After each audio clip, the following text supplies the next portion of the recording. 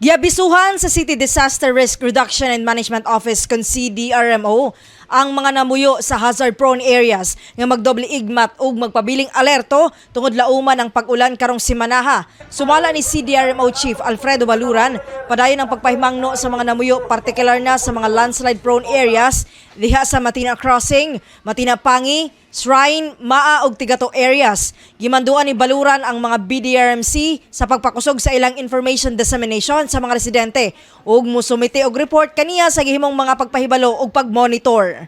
Advance man gud ang atong paghatag og information spot, so nakahatag ta og meron taas og lugway nga panahon nga para makaandam ang mga kaigsuonan nato nga katong possible gyud nga maapektuhan sila sa baha. Sumala niini base sa forecast sa Pag-asa, extended ang La Nina season hangtod pa sa bulan sa Mayo ug niini lauman ang above normal rainfalls. Kasama mo sa balita ug serbisyo publiko, Radyoman Aimee Genita, Tatak RMN.